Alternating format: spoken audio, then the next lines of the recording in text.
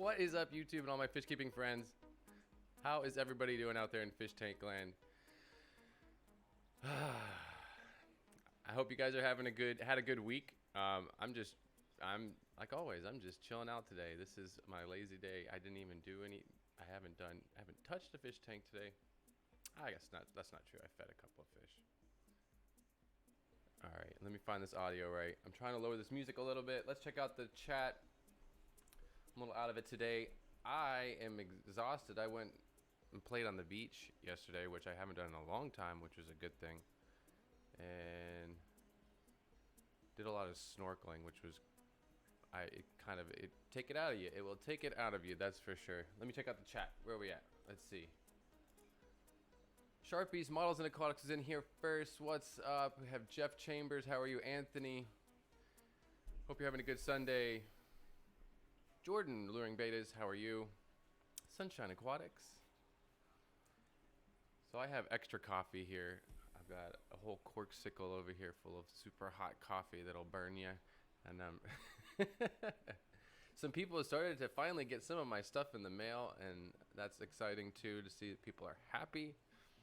I've just been I'm still missing some shipping materials that I guess they're shipping some of the stuff to me by boat for some reason. So I'm having to wait like 2 weeks for really simple stuff, but it's the size, it's light, but it's big. So it just ends up in a boat because it's cheaper that way for everybody. And it's free shipping for me, so can't complain. All right. Well, I don't know.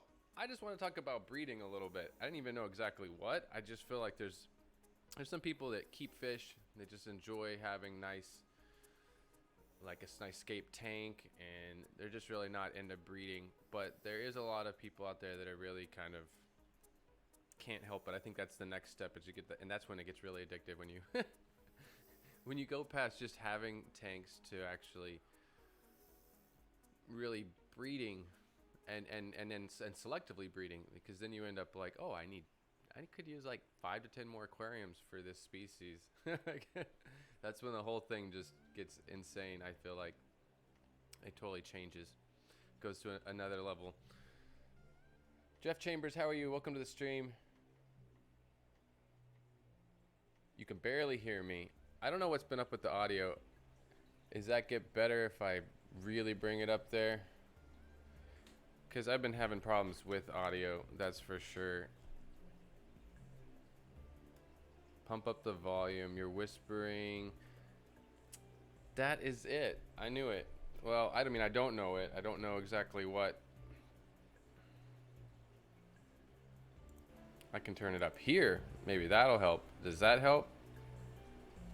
Or is that too much? I'm just curious, because if the music's really loud and I'm quiet, then it is definitely like something with the microphone. If it's everything that's quiet, I definitely put the music a little quieter today, for sure, but maybe I just dropped myself down. Better, but not great. Sounds like life. Okay, I don't know. I know that something, the other day I was live streaming with some other people, and there was something up with the audio, and I was kind of wondering if it's pulling audio from one of my cameras instead of this microphone. I'm not sure about that. I know it's better because I just shot this stuff up through the roof on my board, which it's never normally like that. So there's definitely something else up. I'll figure out. But yeah, my levels on my board are like twice as high as I normally would keep them to get it. But at least I have the room to do that. But it probably blows out my audio probably crazy too by doing that. It's not going to be as soft as it could be. I don't know. It's either that.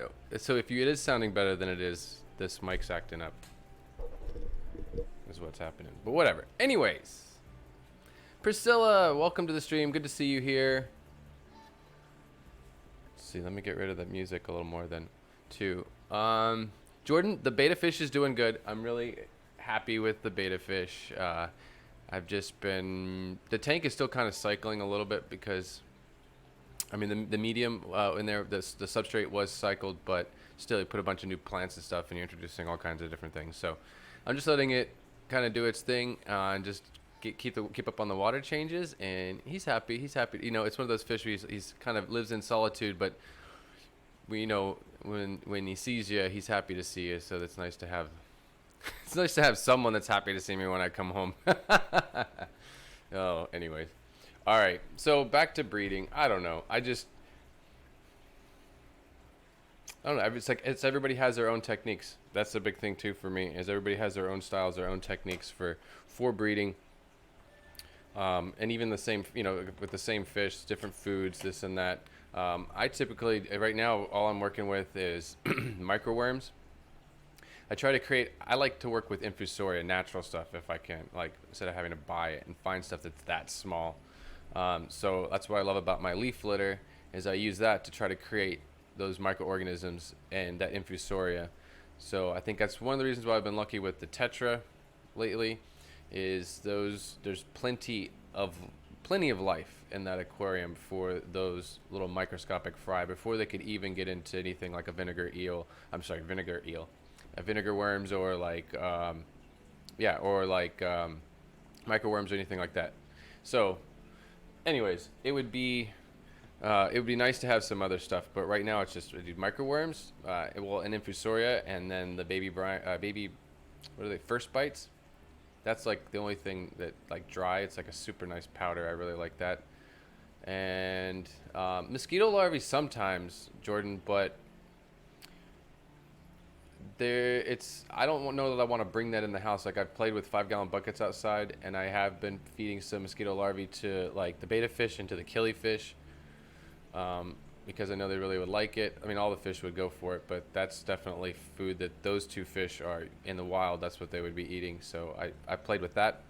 But keeping up with the buckets, you definitely have to have. If I had like a yard, even, I would totally have like a 10-gallon bucket or something that was just like for mosquitoes. You have a top on it, a piece of plywood or something with a little hole in the center of it. Paint it. Even like paint the piece of wood white, and then the hole is dark and black. So it's actually mosquitoes like black, so you can use that to your advantage by making like keeping the container a light color, and then you have a hole, like 3 or 4 inch hole, and the mosquitoes will want to go in there, and they can sense the moisture in the water as well. So they'll be like, ooh, it's a nice, cool, damp place, perfect place to drop off my eggs. And I've done that. I've actually raised mosquitoes from the eggs. If you set it up right and you put stuff on the surface, the mosquitoes will lay their eggs like a leaf or something. They'll lay their eggs along the side of a leaf or something like that, and you can see all these little black things. You can I'm gonna have to one day I'll put them under the microscope. Why not? Let me do that. That would be cool. But there's like all these little black, long, narrow, like little hairs, like little, and they're just all stacked up next to each other. And you can actually just collect those right up and put them into a small little thing of water and let them do their thing. But the key is you really want, they are like like infusoria. They like to have that mulm and stuff. That's what they're going to live off of in the very beginning. So you do want to have something in the water. A lot of people put, like when they make like mosquito traps, I know people in other tropical places, and they'll do it, and they'll put leaf litter and stuff into the water. But things like banana peel, stuff that's fresh, so that it will break down, kind of like infusoria would want, you know, using like some vegetables and stuff like that. Throw it in there.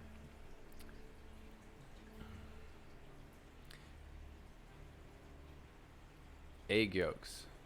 What are we talking about with egg yolks? That's the thing I love this because I'm watching the chat, and it's like everybody has their own techniques and their own things that they like to do, and that's what is so cool about it once you really start getting into like actually breeding. Because just like a lot of other animals, you start really taking care of a lot of them, and when you're breeding, you're gonna have babies. You gotta create a lot of food, and you really end up with a lot of live foods too. And that's the cool thing, is getting into the live foods, and the fish are so much happier when you go there.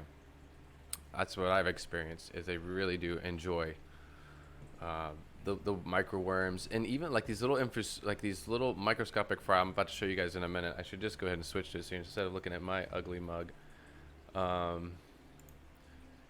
camera's been acting funny. The signal, I don't know if there's something wrong with I know there's something wrong with my cord. The cat, before the cat left, decided to chew on the special hardware cable that comes with my link, my software for the hardware to connect and transmit or whatever, my camera.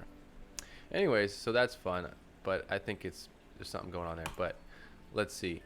I'm gonna go ahead and feed these guys here too in a second. I'm gonna go drop some.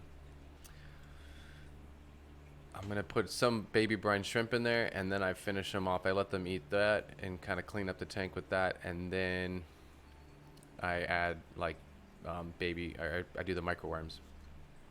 But there's there's two different generations in here. You've got the wild caughts, which are the larger ones in here, and then there's like, I guess technically the F1 generation. There's those smaller ones.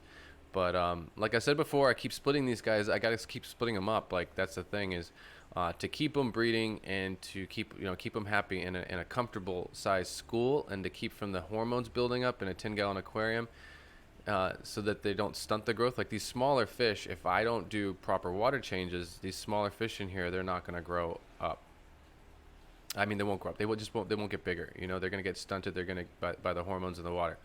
So that's another thing to really keep in mind when you're trying to actually raise fish and rear them up. You definitely need to have that clean water just so that they will grow and get bigger in such a small water column. Clean water, clean water, clean water. That's like something I've been learning when it comes to just keeping fish, period, but especially trying to breed them and rear up fry. Is clean water is everything. And that's the thing. Right now I'm a little shy on filters. I'm holding out because Aquatic Life is supposed to be sending me some filters and some a new piece of filter equipment that I want to try out. But I'm kind of holding out for that in the mail. Plus, I can't even find DI resin filters or DI resin beads here in the Caribbean, in the Virgin Islands anyways. I went to the Big Island. I did all kinds of specialty plumbing shops. Of course, I tried the Home Depot and all those kind of places. Nobody has DI resin cartridges, filters, or anything. Filtration is kind of weak, I feel like, in the mainstream kind of thing. Like if you go to Home Depot, like the filtration section, I'm a plumber by trade. Like, that's just, when I was there this last week, and I was like, this is lame. This is horrible. You can't just, you have to sell more than this. I mean, for people to actually someone really wanted to have clean filtered water, don't go to Home Depot to buy anything, because they don't have anything real and serious. Yeah, it's unfortunate. Okay, so I'm gonna go ahead and put some baby brine shrimp in here. And this is the larger colony, a larger school of them I have. I have the other tank where I just put like 10 in there, and they're spawning. And I'm going to switch over there too. If I'm not goofing around too much with it, I'll switch over there and we can check out, maybe get a glimpse of some fry. I'm sorry about the audio. I'm going to have to do some tests on my side later, like do a private stream and check it out. Who did I miss in here? I feel like I missed somebody. Turbo Fish, how are you? I saw you in here. I wasn't ignoring you at all. I'm just rambling away. Game Changer, how are you? Welcome to the stream. KG Cichlids, happy Sunday. Some people have a long weekend this weekend. That's awesome. I'm working. I had my fun yesterday though, going to the beach. You can see I got some color. I'm nice and red. Color correction is not off. I'm just red. Orange, like usual. I look back at my stream sometimes, I'm like, I look really orange. Yeah, maybe I should color correct it just so that I don't, but then the tanks would look funny probably. Anyways, all right. No more rambling. Let me go check. I'm going to go move this stuff over. Well, I'm going to go put some baby brine shrimp in here real quick.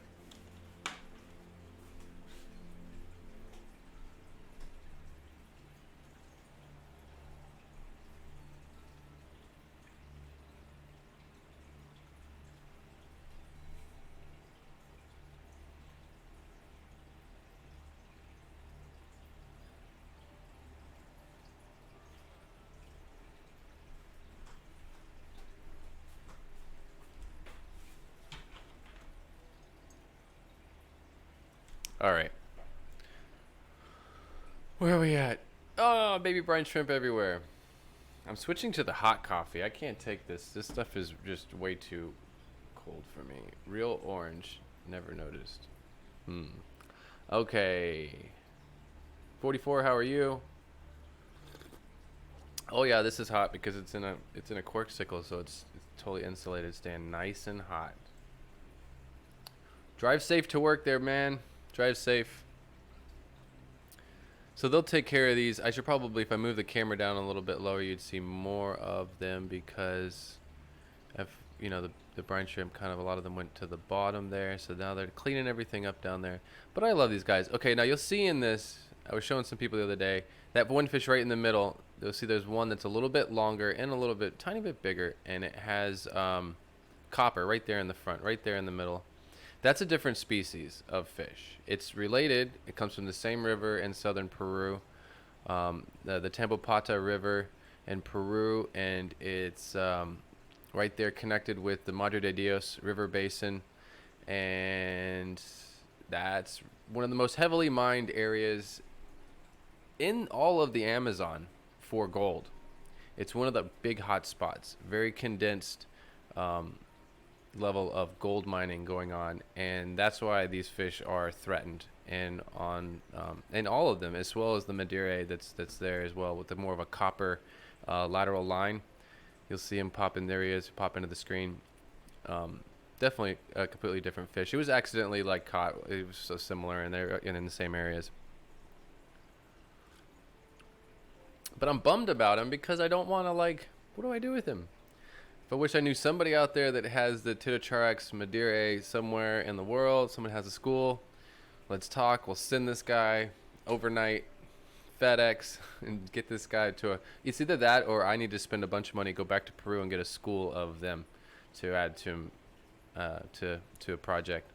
That would be the best thing. But I need 4 other people to come with me because I need to make a group out of it. That's what makes it work and makes it. It's one of them things. If everybody pitches in, then it works. But I mean, I could go by myself, but that could be pretty costly. I don't know. It makes a difference, at least with an expedition company. If I get like 3 or 4 other people with me, then we can actually, like, really, it's either that or you go out by yourself and you risk getting shot by gold miners. Going to the wrong spot, taking the wrong turn, never coming home. Oh, let's see. So I've been staring at these guys for hours, so for me this is a little boring. Maybe not so much for you, but yeah, a little bit.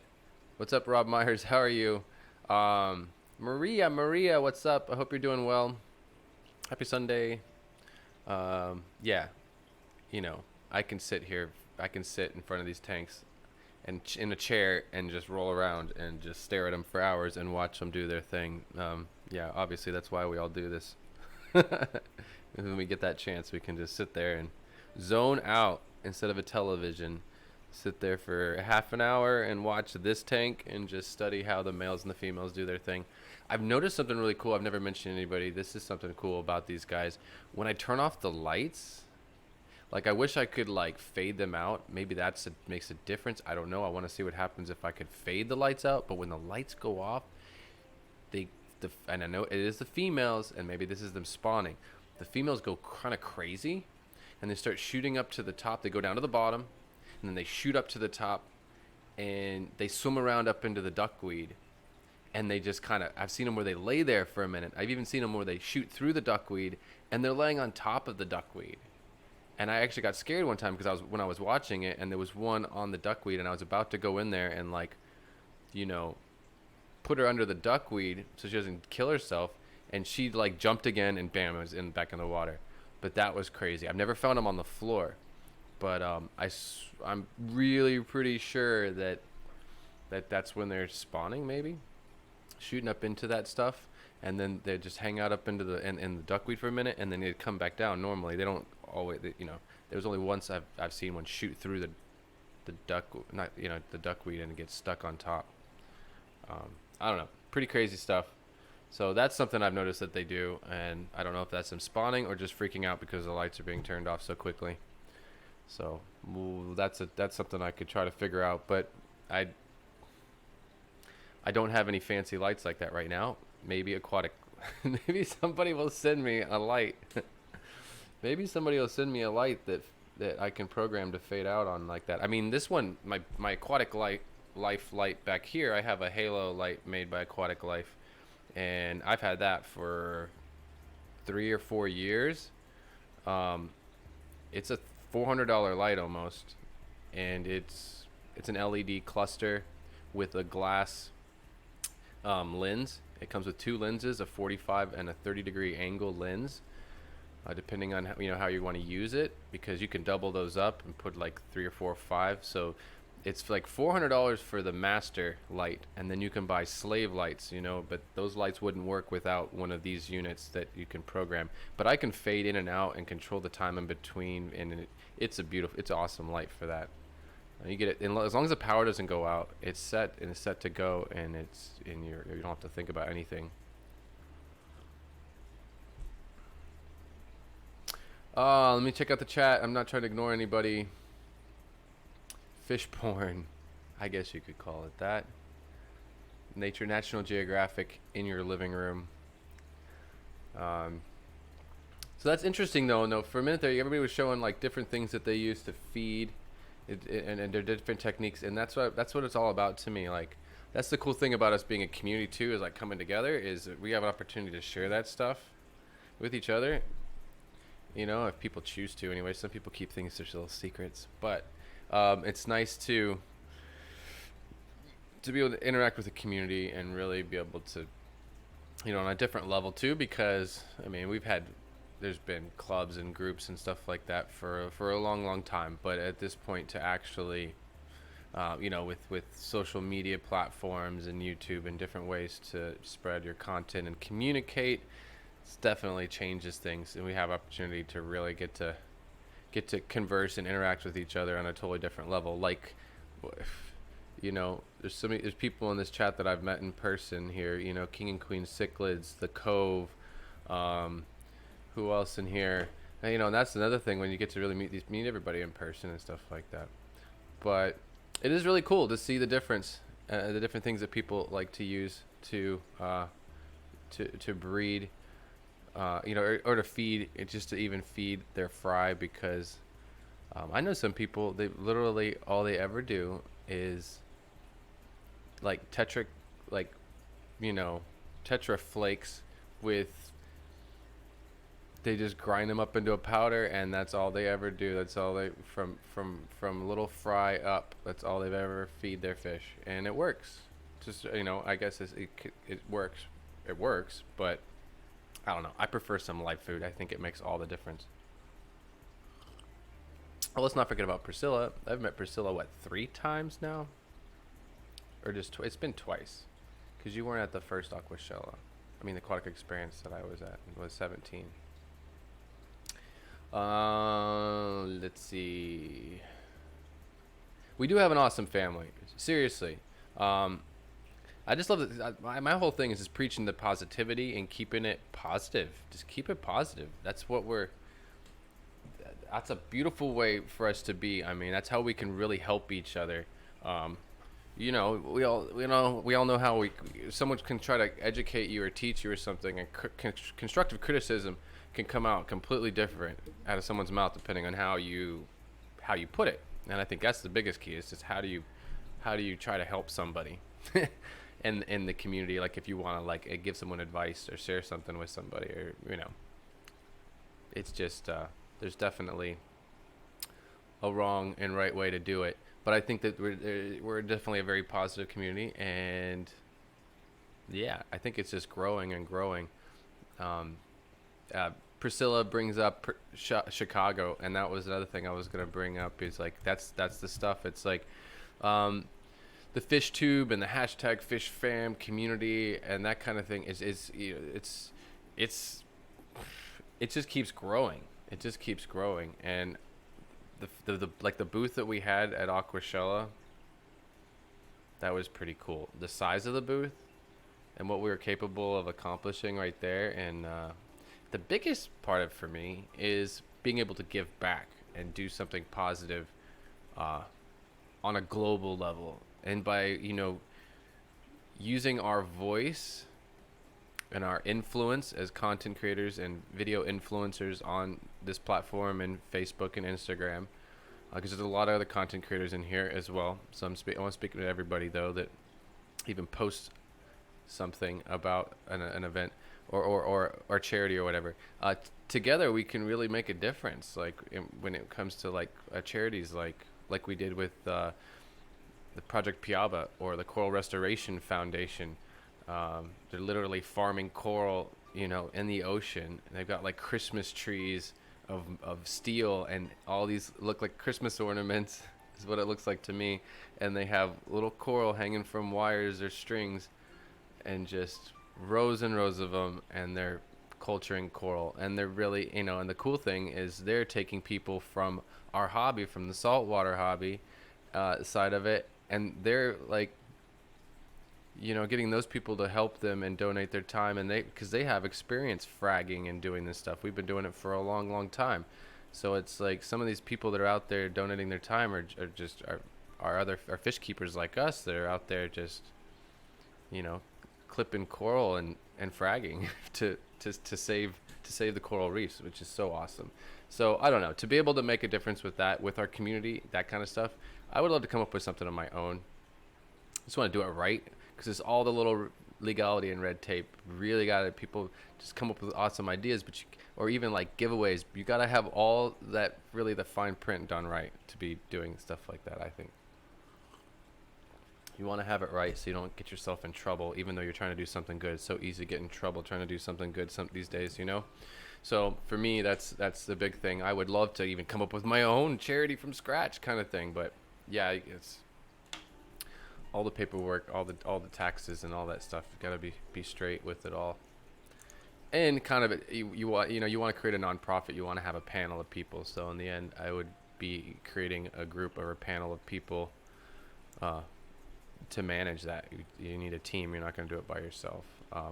But that's what I think with something like the fish tube. That I really think that something like that could be created, turned into a nonprofit, made legit as a nonprofit, where we have all of our own funds, and then together we're doing some things. So, positive things on a global level. Anyways, so that's my soapbox there. Let's see for fun. I got 33 of you hanging out. I know it's a holiday weekend. Everybody's chilling. I just want to have some fun with this. I don't know what my audio sounds like anyways. Alluring betas. I'm sorry about your massive migraine. Watch fish, right? Exactly. Watch your tanks.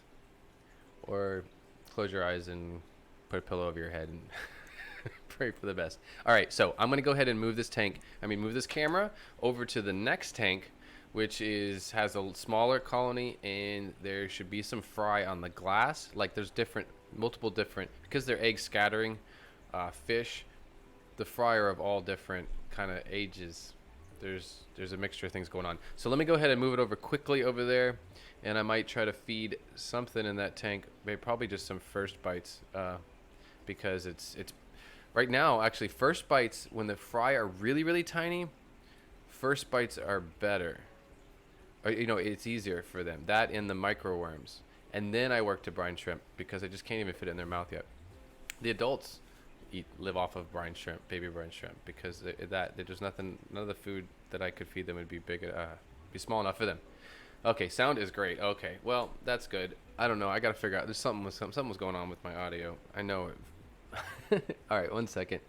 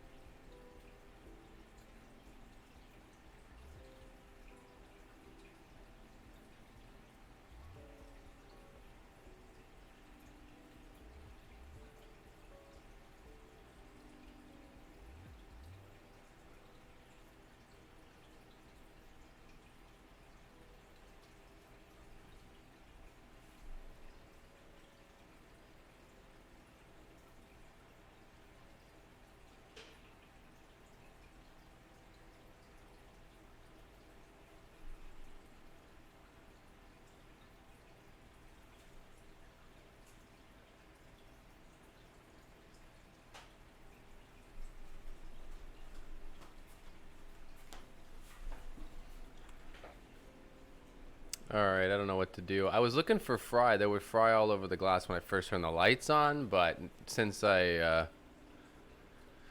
the lights have been on, they've kind of got scattered to get a little bit more hidden. But there were definitely a lot of little, like literally like a little shard of glass, tiny little things. Let's see if I can change the lighting a little bit on this, the exposure, so you can see these guys a little bit better, and maybe focus it on them.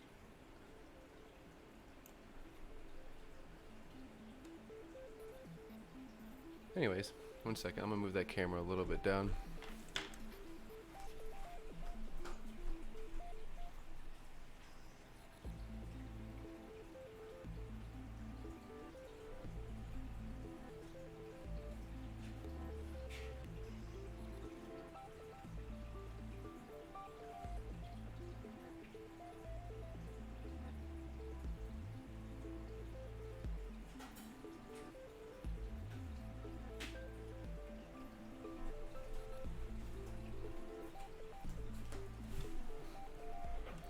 Alright, you see that I put some microworms in there too for the fun of it.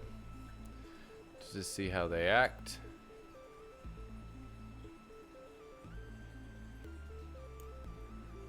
Some crazy music here. Anyways, I almost feel like I want to lower them even a little bit lower, but the camera anyways. Anyways, cool deal. Jordan, I know I'm not very smart. No, just, just living the experience, the same as all of us. I think as we go along, we're learning things. We're always learning something as we are, as we're taking on different challenges. We're learning new stuff all the time. Let's see.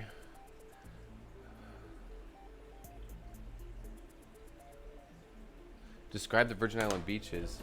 I don't know about that. That's my second job. Let's see. Deep, low storytelling voice. Well, if the audio worked right, I feel like that would be one thing. There's all them little microworms everywhere, but they're just gonna have a ball. They'll just pick at them like crazy. Yeah, I'm bummed about the should be able to show you some fry. I definitely need to clean some duckweed off the top, but I'm afraid to, when it gets like this, when they're really breeding and spawning, I'm afraid to move the duckweed, like pull duckweed out. I feel like every time I pull duckweed out, I know I'm probably pulling out some little microscopic eggs that are stuck to some roots of a piece of duckweed. And this is not your small duckweed. This is like, I should know the two different ones, but there's the tiny duckweed, and then there's like the giant duckweed, I guess is what it's called.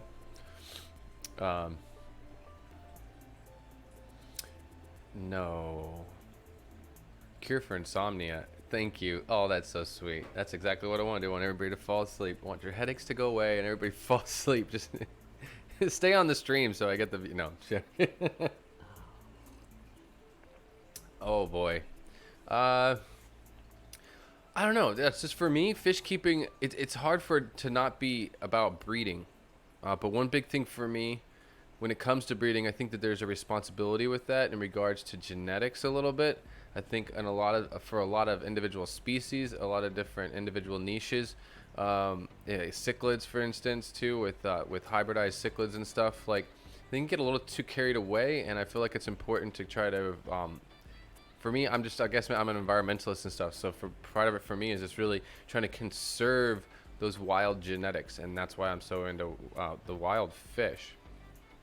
It's just, to me, I feel like it feels right when I'm working with fish that I know, like these are wild, completely wild, pure genetics, like just like untouched by man kind of thing until now, which is kind of crazy. So it's like I feel like I have a responsibility to keep them and breed them as little like man would want to do it, or selectively breeding, right? Just try to like keep it as natural as possible. That's my goal with fish keeping, And you see a little shrimpy in there. There's a little yellow King Kong. That's a Caridina shrimp. That's another cool thing about these fish is they're not a hard water fish, so I can get away with working with, like, I can keep Caridina shrimp in the same tank with them because the pH and the TDS is perfect for Caridina shrimp. And if I want these guys to spawn, they need to have that low TDS. Like I said, you got to really keep that water column rinsed of like the hormones and whatnot, and just give them the infusoria, the leaf litter, and I think that goes for a lot of tetra. It goes for a lot of fish. I feel like the components would work with a lot of fish. I mean, the leaf litter, the natural infusoria, it's a good place to spawn in too. Like, you look at all that leaf litter in the back, like, not for these fish, I don't think, but for some fish, they would just, like killifish. Killifish would go and just dance around and do the little shimmy and spawn up in that leaf litter. They'd have a ball. They would spawn all through that leaf litter and stuff. It would be cool. So it's, and then the floating plants always makes fish feel comfortable when it comes to trying to breed. Having that, the hornwort is one that I love because it's like a sponge for clean, sucking up hornwort and any kind of floating plants with all that, duckweed or anything bigger, redroot floaters and stuff like that. They're just great filters for just cleaning up the water column. And one thing I've also noticed, and that's why you see it in this tank, is Subwassertang. I don't know what's up with it, but I've been testing it in a lot of different tanks now, and I really think it does better job than like hornwort, unless you have a huge amount of hornwort floating on the top of your tank, and then it starts to really block the light. But that's another thing too, actually. Low light for me with a lot of my fish, I want them to breed, I want them to be actually comfortable. The plants need light, but the fish don't, they're not used to that much light being on display on a spotlight, so it's like, you keep those floating plants, they feel safe, they feel protected, they've got plenty of places to spawn and do their thing, and life will find a way if you do that. You give them their elements and go with it, right? FishTube, what's up? Welcome to the stream. How are you?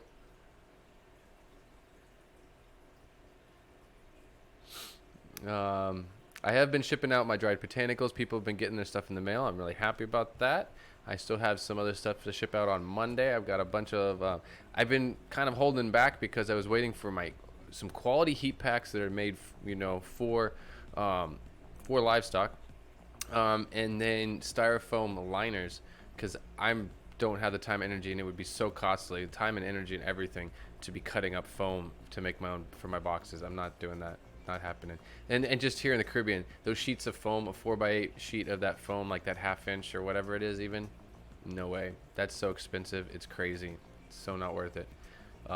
But shipping materials, still, it just takes a long time for them to get here because this stuff is coming by boat, and I didn't realize. I am totally new to this stuff, and so the shipping materials, it's like 2 weeks out. Well, that's good to know for the future because I'll order ahead of time.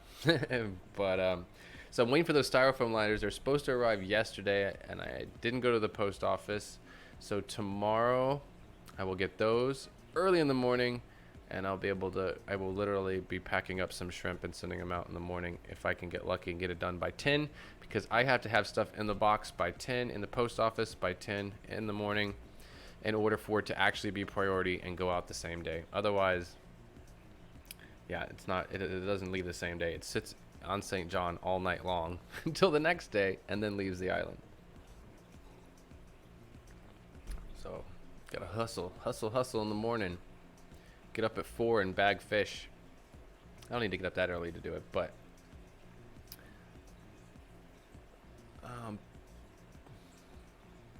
Pat Barrow, how are you?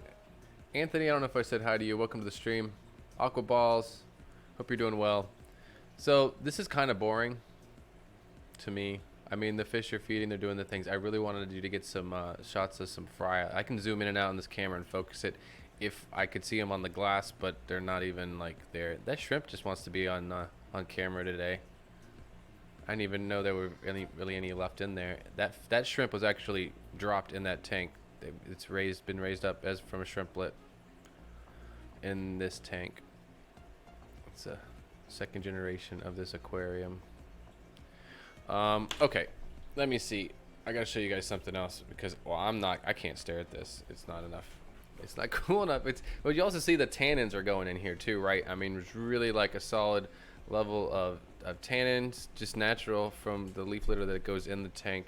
Um, and honestly, you know, the tannins are gonna like the other tank you see that I was showing you before. There wasn't a lot of tannins because of the water changes that I do to create the proper TDS and really clean up that water and get the stuff, get the hormones and all the and everything out of the water so that they're happy. Because in the wild, these fish really like pretty clean water. We're talking like 15, 20 parts per million, maybe 15. Yeah, 15 parts per million, maybe 20. I don't know. I don't even know like what maybe the 30. I don't even think it got that high. I think that like 2025 was like the highest TDS, and when we were in southern Peru, it's crazy. But they're in flowing rivers and streams that are not like really heavy flow, but they're definitely moving bodies of water, and they hang out in the banks underneath of the plants and right kind of at the edge where it's not moving so quickly. So I feel your pain with the internet. I was kind of like, is it gonna happen to me too? And it didn't. Instead, I had lighting problems. There's always something. Instead, I had lighting problems. Something's wrong with my board because I have a light board that I control all my lights with, a DMX board. And for some reason, my 4 desk lights here that I use are not communicating on the board. All these other lights in the back that you see, they're all working on the board, but there's something going on with the dimmer box that these are running through. I'm just thinking, I don't know. I think it's the dimmer box and not the control panel. If anybody knows about lighting. So I had to literally take grocery bags, white plastic grocery bags, and put them over the lights to soften them because I can't dim the lights because I just can't control them right now. So they'd be full on, and I would be like super gleaming and glistening. I'm already am because it's hot and sweaty in here because the AC's off. But anyways, yeah, I had to soften the light with plastic bags to make it work. But that's how it works, man. That's how you get it done. To me, you have to improv. All right, where are we at? I'm rambling on. I'm getting close to the end of the stream here. I don't know. I've been slacking. I'll be completely honest. For the 32 of you or who is still in this stream, I'm not sure now because my counter always freezes on me. But I do want to say thank you to all of my viewers that actually do enjoy hanging out with me and my content and my streams and stuff like that. I've totally been kind of slack. I mean, I've been taking on a lot of other life stuff, but I've been working on a calendar, and I even said that last week. I put out a piece this last week. I really want to be having like Mondays and Fridays having a piece of content, and just really be consistent about it. I'm happy with my house now. I got everything cleaned up. It's like really did a solid deep clean. I feel good. Like, you know, clean the floors so you can like eat off of them. Like, it won't stay like, you know, next week I'll have to do it again. But it's nice to finally get to that point and kind of like, you know, starting fresh. And being able to do whatever I want with it's kind of like a little overwhelming. Like, I can do whatever I want in here now. Realistically, what can I do? What should I do? How far should I go? And I've been looking at a rack. Home Depot they have a Gladiator brand and they have the Husky brand. And the Husky brand in the States, or at least on the website for Home Depot, is like over $200.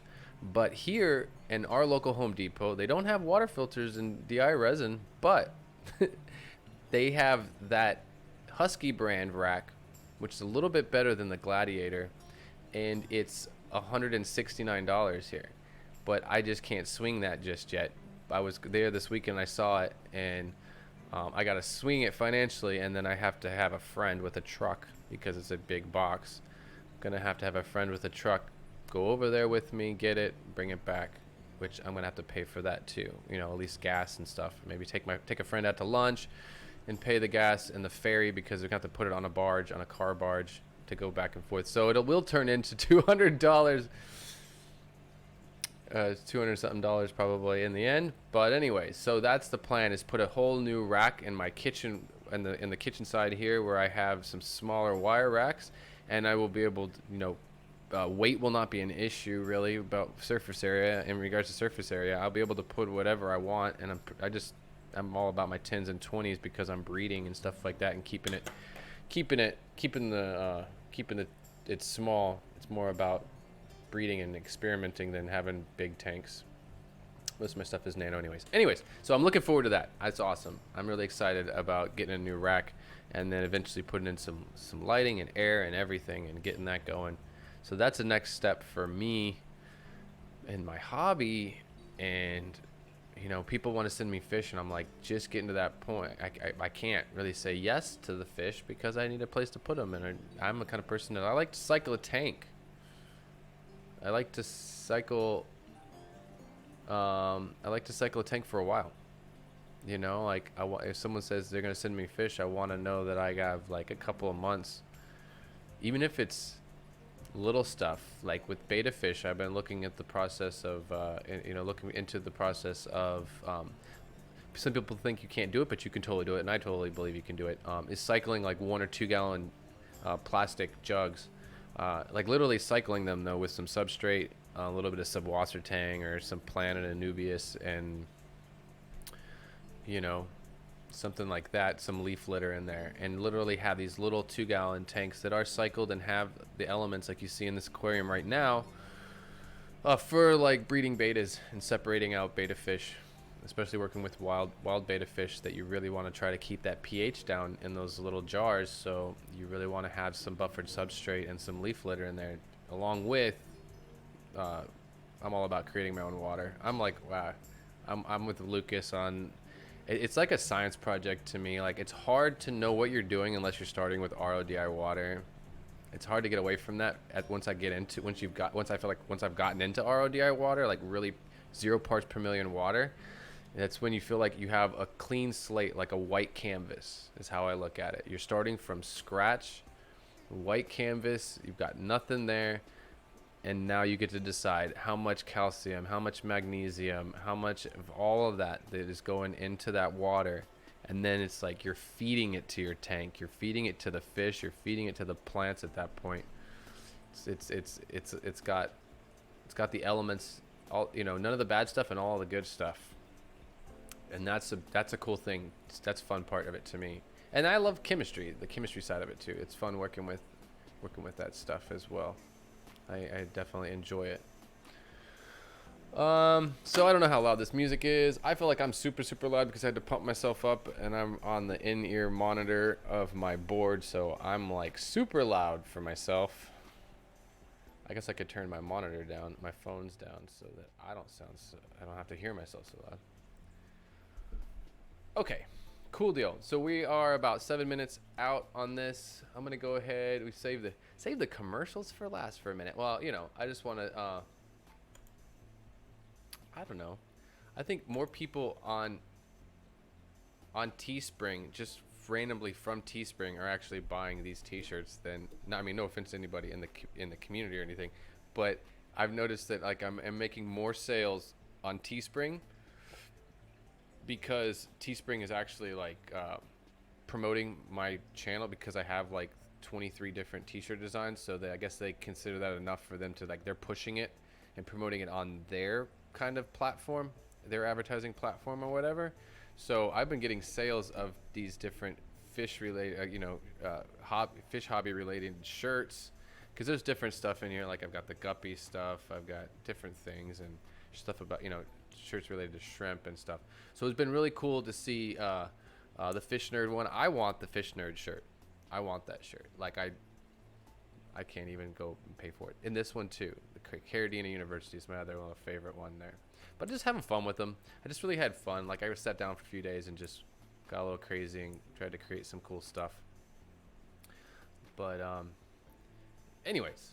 Who else is up in here? I see Aquafunk. What's up, man? I hope you're doing well. Doing the water changes. That's it. It's Sunday. Once I get out of here, you can see the levels in my tanks behind me are a little low from evaporation. Holy Caputo. Ginger Gray. My heart just jumped. And it was all in red, so it scared me really badly. I was like, what happened? An error message on my computer. Ginger Graves. Thank you so much. You want some fish too? Your botanicals are going out on Monday. They're right here on the I'm speechless right now. That's the largest super chat I've ever received ever. My palms just got all sweaty.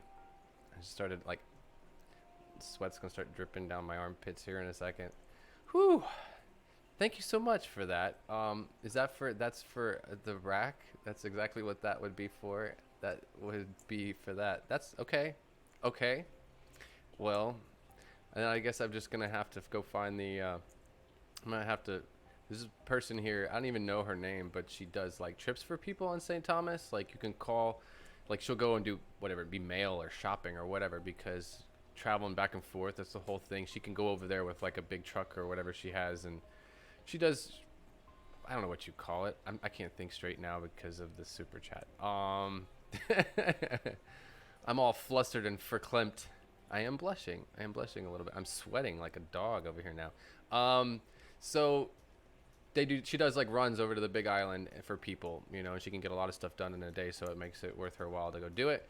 So like I would pay her to go collect it. She would just go get it for me, and I don't know what I'd have to pay her, but it would be cheaper than me taking a car barge over and having to buy a friend lunch and whatever else and a bunch of cocktails. Who knows? Depending on the person, they're gonna want something different. It's like trying to get a mechanic, you know. They always tell you, you know, you want to get a mechanic, you want to get them to like look at your, you know, that's what they say here anyways. You throw them $20 and a 6-pack of beer and have them look at your car. There you go. That's how you know. Or like if you're buying a new car, get a friend, you know, here's $20 and a 6-pack of beer. Check out this car, see if I should buy it. Ginger Graves, thank you so much. I'm gonna have to throw something else in that box. I can't throw fish in the same box that I put the botanicals in. They have to be shipped separately, but it's going to be a flat rate priority, so is how I was going to send it out, even though that was much more than what I charge on there. But that's where I'm going to send it out priority, flat rate, and then I can throw some other stuff that's heavy in there. I don't have to worry about that. So I'm going to put something, I'm going to go find something something special for your fish tanks and put it in there. That's for sure. I got an idea already. I got a couple ideas. I got something that I got yesterday that I think I will send you because you probably would enjoy it if I had a place for it, and it's extra special because it's something from the Caribbean. That's what I'm gonna do. Definitely. Okay. Whew. All right, I'm all sweaty over here now. I can't wait to turn the air conditioning back on now. Thank you again, Ginger Graves. I don't know how long I could hang out for a little while longer. I feel like I could. I don't know how long that super chat's gonna take, like another half an hour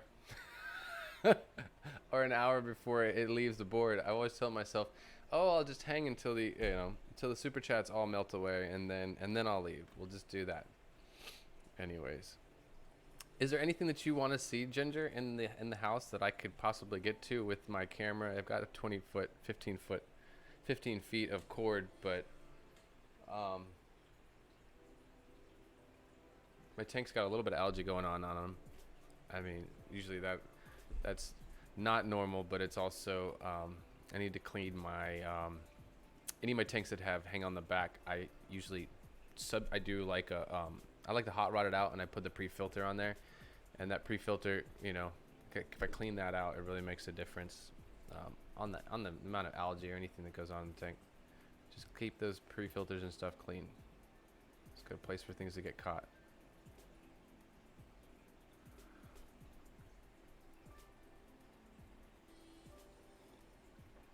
Oh, Ginger. No, is there any I've got the 2 blue Tetra tanks. Maybe we catch a glimpse for the fun of it if I can play real quick for the fun of it. I don't know. Is this real? Let me check the view count. If I get rid of it, bring it back. There really is 32 people hanging out with me today still. That's so super cool. I really do appreciate that. That is so awesome. It's gonna take me a while to get over this super chat thing, Ginger. You messed me all up now. The black water, I'm setting up a 29-gallon black water. Oh, nice. Obviously, that's what the leaves are for. I wish I could fit more almond leaves in that box. I might see if I can squeeze some more. because more almond leaves is always the better because they work really, really well. Almond and banana is my favorite, but like I really like to break them up to create the. So like I'll break up a whole bunch, make them small, uh, and then make the. It's easier to break them up. I mean, you could tear them up when they're wet after you boil them. That's what I do it both ways, but honestly, while they're dry, you can break them up easier by crackling them up, right, and then boil them, and then it's kind of technically a little bit easier to do it before you boil. But anyway, so I do like a bed of broken up leaf litter first, and that really helps. It's a little denser, you know. It's gonna lay, those little pieces are gonna lay better on top of each other, so you get a little bit of a denser leaf litter bed first, which would be more like nature. You know, things are has set things solidify in nature. So then I'll put on top of that. Then you put some whole leaves, you know, because then it looks, the whole leaves look cool. Yeah, it's more aesthetically pleasing. Plus, there's little places for fish to hide and get away and stuff. It's really a lot of, it's good dither as well. So I'll do the broken down leaf litter, and then I put the bigger stuff on top. I should do, and I am gonna do. I'm gonna do a scape of this tank down here, and it's gonna get real crazy if I do a full scape from start to finish with leaf litter and show the process and the layers the way I do it. Because I like to do it. It's not just for like aesthetics. Obviously I'm doing it for the fish. I'm trying to recreate nature, so I like to have, like I said before, like the solidification kind of thing that would happen with organics in the bottom of a creek bed, or you know, or a little riverbed or whatever. You're gonna have those layers. It's gonna get pieces are gonna get bigger as you work your way up. So that's kind of how, that's one thing I would recommend when it comes to that. But lots of almond leaves is the way to get away with that. I mean, you can also, you know, maple leaves, anything else, you could get away with that stuff in the States as well. The thing that's really popular about almond leaves specifically is if you were to do tests, you know, on a bunch of tanks and use different dried botanicals, if you're trying to buffer your substrate using the botanicals to lower the pH, almond leaves do the best job of lowering the pH of a column of water compared to other dried botanicals. So that is one of the biggest reasons why they become so popular, is they do a really good job of that. Now that's not something that happens overnight. You get a little bit overnight, a pH drop, but it's really part of what helps create that pH drop is the decomposition of those leaves. And that's why I like to have thicker leaf litter beds, because you actually get to get this long-term decomposition happening, and over time that leaf litter decomposition and whatnot acts just like a buffered substrate, you know, and is going to lower that pH naturally. But it's something that you gotta kind of create over time. You're building an environment, you're building an ecosystem in a test tube basically. And it's not gonna have, it's patience. You know, that's the one thing I've learned with the black water behind me. I can move that over there and I can look at that. We can check that out. Oh, macrostoma. So you're just doing a pair of macrostoma. What size? Like you said, 29 gallon. That's plenty of room for them to have their own space, so they don't, like, if they do get irritated with each other, so they don't try to kill each other. I would definitely say reach out to Amber from Big City Betas. She's been an awesome source for me in regards to wild beta fish and different breeding techniques and the water parameters that are required for different species of wild beta fish. So I keep pushing her to make more content, but she's busy taking care of the fish, and that should come first, so I have no problem with that. But yeah, she's a trio. I don't know if that, that's why I would ask her, because she has a lot of experience with a lot of different, I think she's up to 63 different species of she's breeding 63 different species of wild beta fish specifically. But yeah, she'll probably give you all the information that you need if you just ask. I don't know. I'll tell her that I sent you that way, so she doesn't ignore an email or something. Anyways, woo, it's getting hot in here. Yeah, I am cooking. I'm cooking, and I betcha my coffee's still hot too. Oh, okay. Let me move this camera real quick. I'm gonna hang out for a little bit longer. I'm gonna go over about 5 minutes over 2 o'clock right now. If I don't know if anybody else is streaming today, like anywhere, like right now. I don't know. Want to be stepping on anybody's toes. I don't know if Haley's doing something. She doesn't seem to be here. She's probably super busy with family or doing water changes for Lucas. Let me move this tank. I keep calling it a tank. Let me move this camera real quick.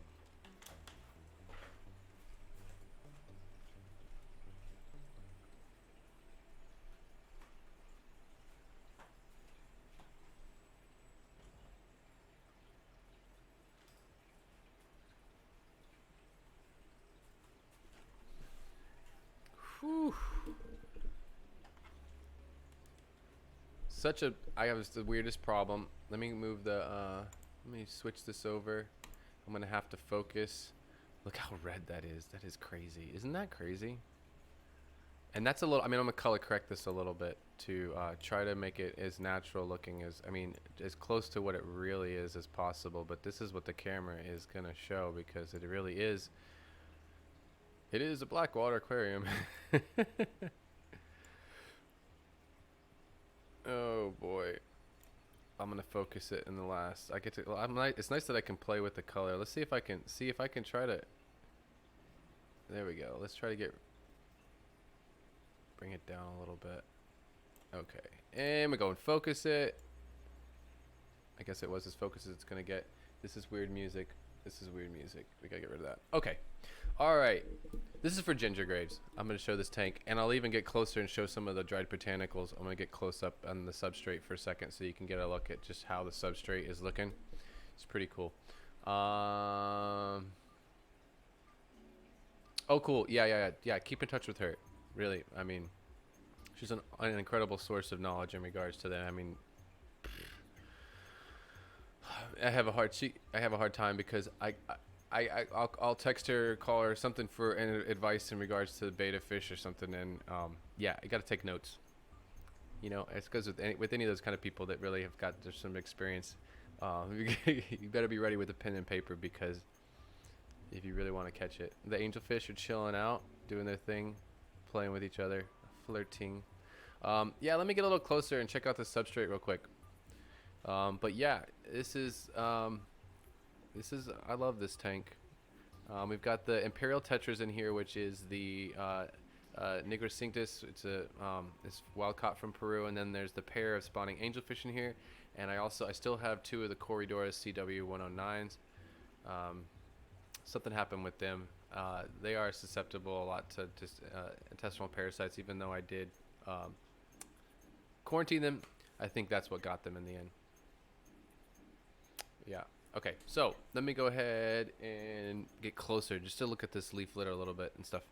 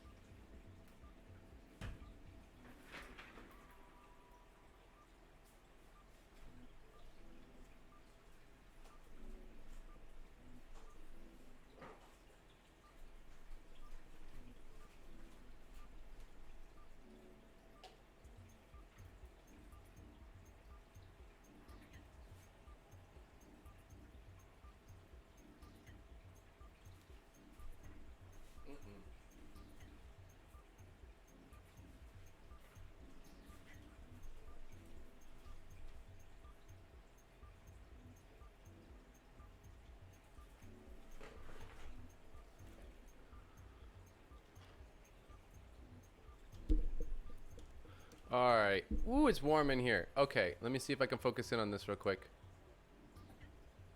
It's so red. It's crazy. It's hard to like see anything now that I think about it. I didn't realize it would look this red. I've looked at it before, but I don't know if I can get it any like. But that's pretty much. It doesn't look like that in person. Like literally, it's not that bad. I mean, you could see it like glowing from behind my back here more. It's but it is pretty. I don't know, on camera. Like if I took a picture with my Sony, it would probably come across like that a little bit. You see my thumbnails. I mean, I'm taking pictures of that tank when I do thumbnails of black water like that, and it looks. I do well. I can kick up the color a little bit. Anyways, this doesn't look as good as I wanted it to look. It's just really. But you see all the broken down leaf litter there, and all the mulm and stuff like that, and it works in this aquarium as kind of like a biotope thing, but without like, there's so many benefits here. If I really just had like a trio of fish in here, or like a pair of fish, in regards to spawning and stuff, like there's so much life in the substrate and then the leaf litter. It really, it'd be perfect. Like if I got, I don't know, you know, to do. I mean, this is almost bigger than it needs to be, but you could do something like this with the with those nano blue tetras. I don't know. Maybe I could get if I keep the water clean enough, I could get a school, get them spawning like crazy in a tank in a big 50-gallon aquarium. But anyways, I am sweating. I am sweating. What is a $200 super chat? That's like another hour, right? Is what that would be. Maybe I'm not gonna be able to do that. Maybe I'm not gonna be able to do that. Yeah, I've got the Splendid now. And it's up in the little tank, it's actually, I think this is a 2.5-gallon aquarium up in the corner up here. And he is happy. Jordan from Alluring Betas is where I got that fish. So cool. That's where it came from as a gift from a friend. That was really cool. It's a beautiful fish. I might be breeding it. I'm not sure. I'm waiting to look and see. There was something I was noticing with the spine in the back, and I just don't know how it's acting. I mean, I know what it is for sure. If it's just, it's something that I'm overlooking, so I'm overthinking it. So I'm just letting it grow up, obviously, more before I would actually breed it with another, do anything. He's definitely making little bubble nests already, though. He's making his little bubble nest at the top.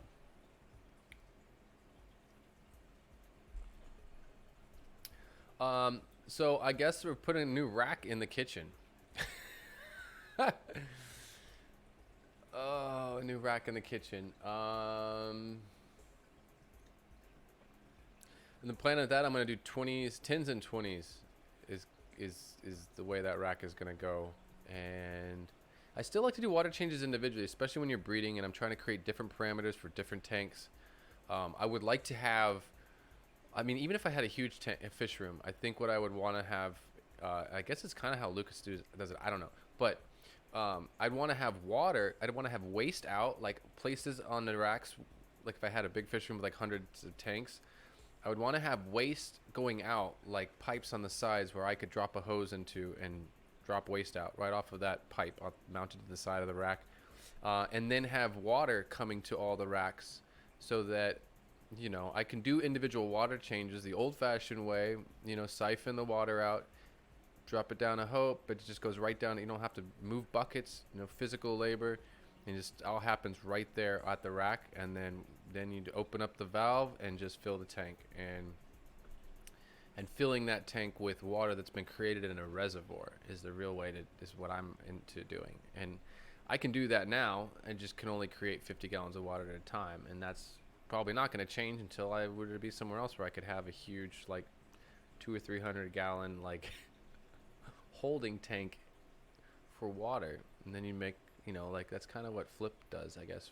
Rob over there, Flip Aquatics, he's got these huge reservoirs and just creates all this RODI water.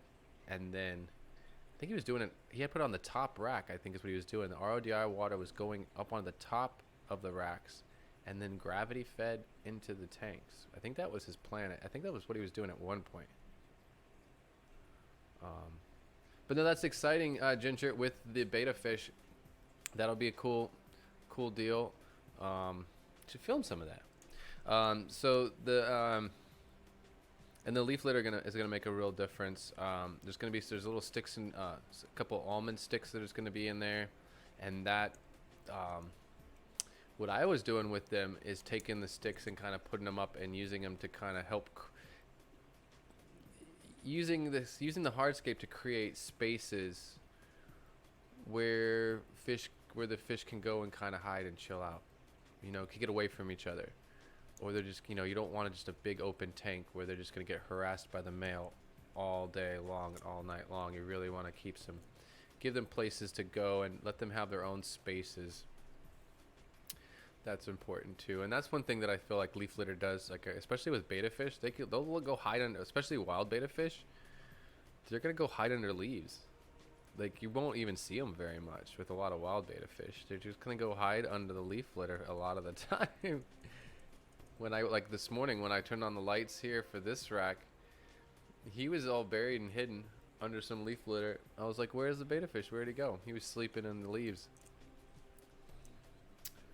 Yep.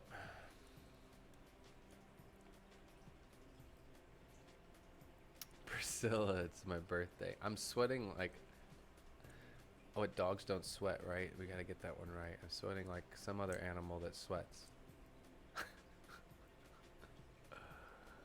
I know the Python makes all these adapters. Some people have been trying to get me on the Python. I don't like working from the sink. Not with my local water. I'm a plumber by trade, so I'd prefer to run, even if what I'm thinking I'm gonna do is just do irrigation line, and I'm gonna run irrigation line. I have my reservoir, and I'm about to really be hot rodding out my water filtration system. It's coming real soon here in the future. I'm waiting for some stuff to come in the mail. I'm gonna hot rod that out, and then I'm gonna be able to have my secondary water pressure system that it's gonna be its own pump and pressure tank just to push water through my house, like not connected to the city water, nothing. My own pressurized water system, and then it's gonna take and pump the water that I've created in the reservoir. It's gonna suck it from the reservoir and pump it to all my tanks with just irrigation line, like flexible soft vinyl or whatever, poly, whatever it is, irrigation line. And I'm gonna mount it to the ceiling just like I would like an air line to run air around the room, and just basically be using irrigation connections and stuff and running irrigation line with ball valves, with valves on the ends of it, and mount it behind all my racks. So there's literally like the ball valves, it's the connectors and the fittings that get expensive with that stuff. But probably would makes the easiest sense and best sense to just have a T and a ball valve for each tank, and I can just open that valve when I want to fill that tank. And I think it's important to have like something on the end so that you can bleed the whole line. If you wanted to just bleed the water out of the line, have something on the end where you can bleed it off into a waste line somehow, connect something there, and just to rinse the lines if you wanted to rinse them or something. That's something that I kind of think about wanting to do, because things could definitely build up in your plumbing over time, and you might want to like try to rinse some of that stuff out. Maybe sterilize the pipes technically, like run like hydrogen peroxide and water and run it through the lines is what I would do. Or maybe even run it through the lines, let it sit in the lines, and then flush it out. Try to pull all the stuff that gets stuck on the inside of the pipes and stuff like that. Hydrogen peroxide, awesome stuff.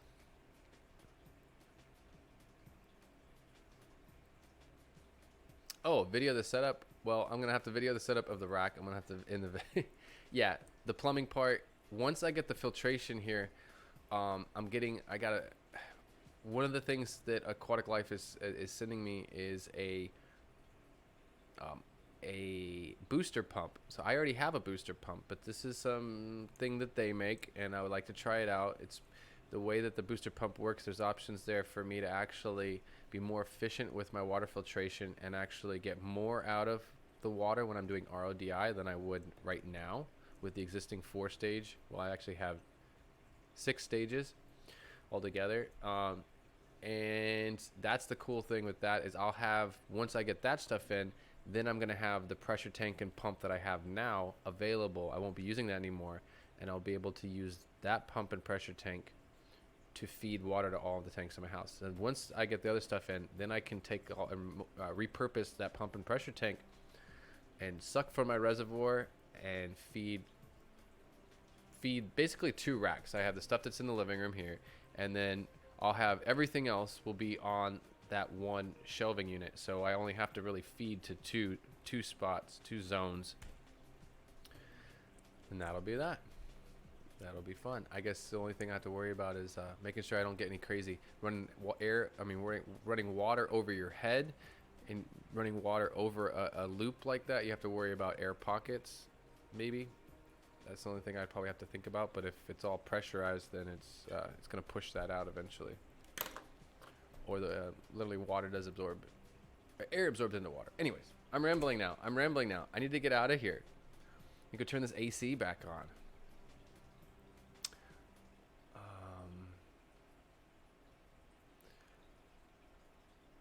Yeah, I'm gonna have to do that setup. What else is up in here? Is there anybody else got anything going on in here?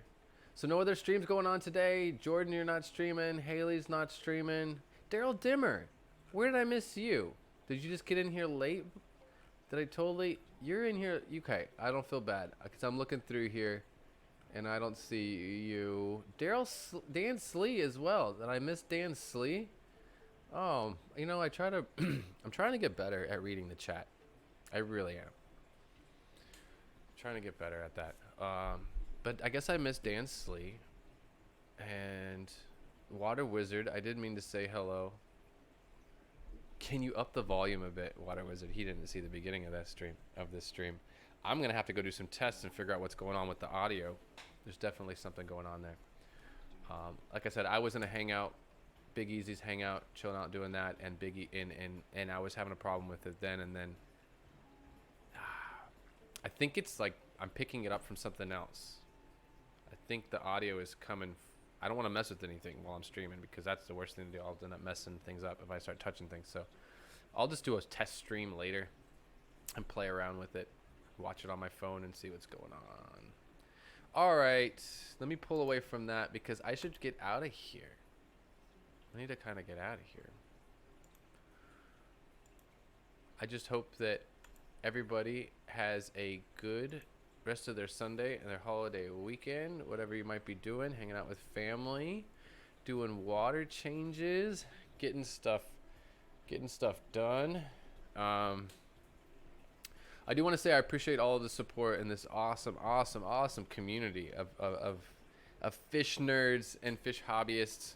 It's it looks like my audio's off too now, like off from the video.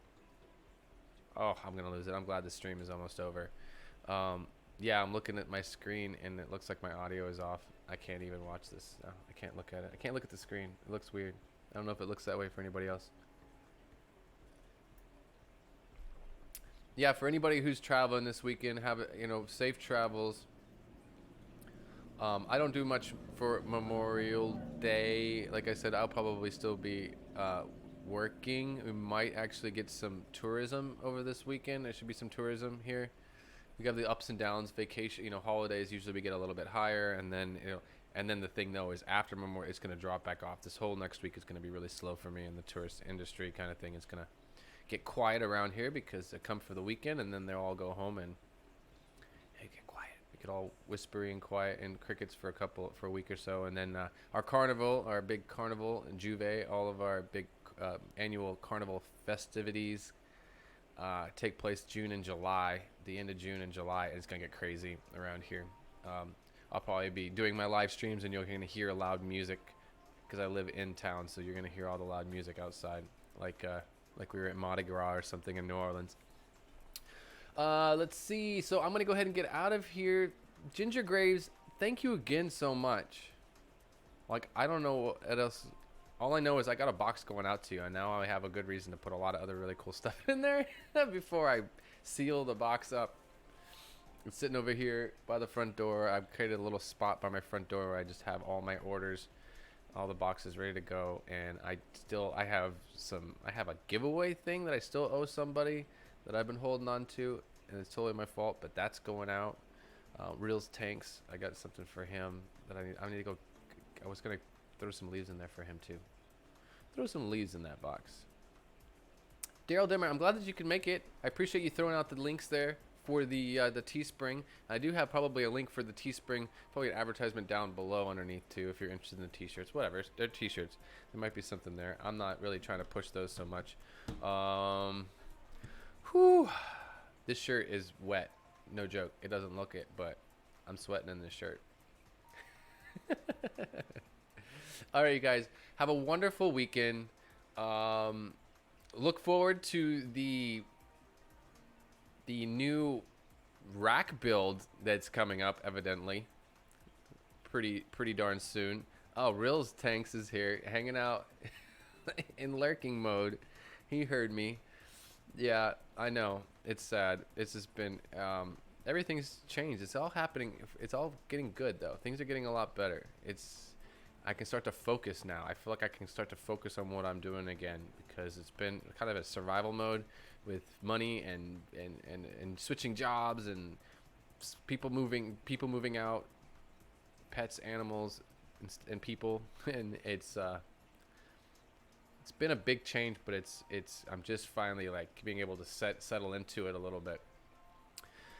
So that's that. Enough excuses. I can't. No more excuses. I just need to start. I just need to start busting out content like crazy. Just go get crazy with it. Get crazy. Carbon, really? How are you? Good to see you here.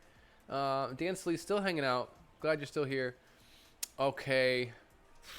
It's hard to leave with the super chat sitting on the board, but I'm gonna go do this. But I'm going to. Yes, we're doing a new. We're definitely doing a new fish tank rack. And I'm gonna work with some. I was looking at the LED lighting. I can't get out of here. I just keep talking. The LED lighting that I've been thinking about doing is just like the basic LED strips. They have now like LED shop lights that they're making and stuff. And because a lot of this stuff, I don't need a lot of heavy lighting for it. If there is a tank that needs heavy lighting, bam, I'll throw another light on that tank specifically. It'll get its own, individual tank light or whatever. But I'm trying to keep it really efficient. I'm trying to like. I'd like to actually show just like how big of a rack you can have for the little amount of work, which honestly, built for me here in the Caribbean, wood is really expensive, and it probably could be in the States. So you think about the amount of lumber that you're going to have to buy. You might want to paint it black. I like to paint mine black. So now you got a gallon of black paint anyways, and then the time and labor of cutting all the wood, sanding everything down, fitting in it. Fasteners are expensive. They really are. Good screws cost money. They really do. I mean, everything's 3 times as expensive here. But either way, the amount of money for the time, energy, and not even having my own wood shop, having to build it somewhere else and then get it to my house and have it all be out of wood, super heavy, and not be able to take it apart without a drill, without an impact driver, it's so much easier for me to just get a rack from Home Depot. So I think that for everybody, I really think for most people, if you were trying to go with as much as you can get or the littlest amount of money, I think a rack from Home Depot, a shelving rack, the big heavy duty ones, is probably your best bet. The only thing I might change is this rack is probably going to come with those goofy wire shelves, and I'm going to probably throw in some. I'll end up taking, and that could be expensive. Maybe we'll see what I can do for recycled wood, but some plywood shelving that will sit in that, so it's a nice flat solid surface. But we'll see how that goes. See how well 10s and 20s fit into that on top of it. Anyways, so just try to do it for as little as possible. Try to do it where the lighting, the air, and the rack itself, those 3 things right there, all sponge filters, LED lighting strips, and a full shelving unit. Bam. And then of course your tanks, but you're gonna the infrastructure's there basically. Bam, that's it. You got a breeding program if you want once you fill it up with tanks. All right, Reels Tanks was. Oh, okay. Saying hi. Oh, all right. I keep going. I gotta get out of here. I gotta do this. I'm gonna go turn the AC back on. Go get this sweaty shirt off. I'm gonna do some water changes, some top offs, and I'm not gonna be listening to this music all day. That's for sure. But I am gonna throw on something, and I'm going to jam out for a little while.